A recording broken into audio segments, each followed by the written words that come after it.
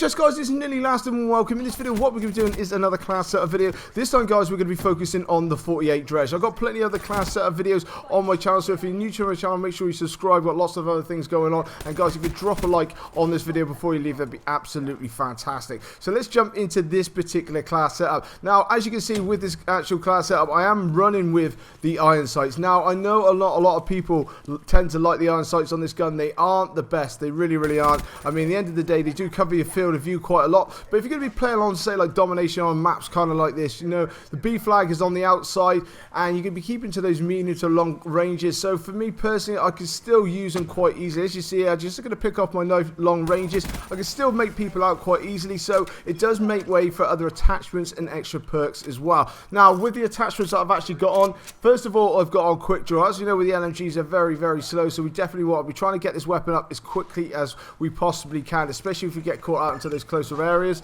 Then the next one is going to be stock. Now, I do tend to leave stock alone, especially when I'm playing with the assault rifles and things like that, because obviously the way that has been nerfed, but I do need to have as much more mobility as I possibly can. It's the only thing that I really hate about the LMGs is they don't make you very much mobile. It's perfectly understandable, but it just lacks quite a lot, so I definitely want to be trying to strafe whilst in ADS as much as I possibly can.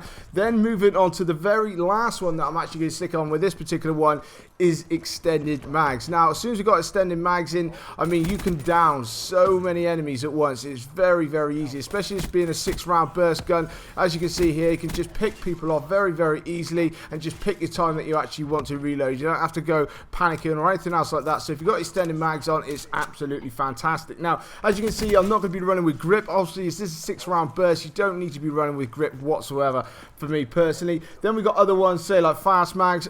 With that, in regards, I'd rather have extended mags, try to put multiple enemies down, pick a nice little time to reload. I don't think you really need to be running with fast hands, but you can swap that out if you so wish for that one particular one. Rapid fire is pretty much null and void, as we know, with the shotguns and the LMGs and things like that, so it's not even really worth sticking on. So for me personally, these are all the attachments that you really need to be running it about. I mean, if you can leave the optic alone, like I say, you can run this gun with 3 attachments and it is still very dominant. Now, this is going to leave plenty of room now for the perks. Now, in perk 1 slot, we're going to be going with Ghost. Now, I know the mobile, you got to be mobile to actually be active whilst using Ghost, but what we're going to be doing, because we're going to keep it onto the outside of the map, what I'm going to do is use Ghost to actually flank into certain positions. Now, as soon as I get up into ADS and that lot, obviously I'm going to be active within my UAV, but by that time, I'm going to have those kind of people in my sights, controlling those long lines of sights. I know straight away, using this Dredge, I'm going to be very much more dominant than anyone else trying to run with an AR or anything else like that. So for me, Ghost does work extremely well. And then we're going to go with a wild card for perk 1 as well, and we're going to be going with Overclock. As you can see, I'm going to be using combat focus, playing on domination, and what we're going to be doing in what I'm doing in this particular gameplay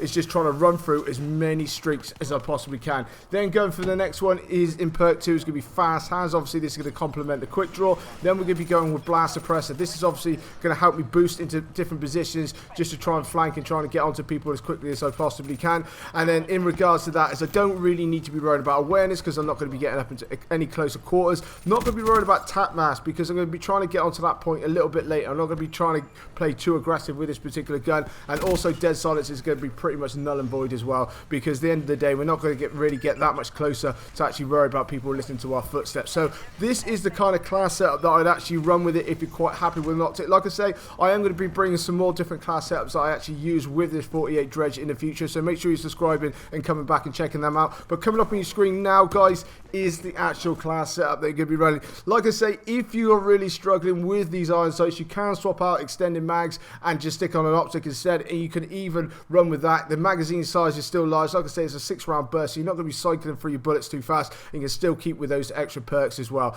But anyway, guys, this is just my little rundown on the 48 Dredge and a nice little class setup that I'm actually running for it. But coming up on my screen now is my subscribe button. Make sure you're hitting that, guys. And guys, if you could drop a like on this video and support me, be even better. This is nearly last, and I'll catch you later.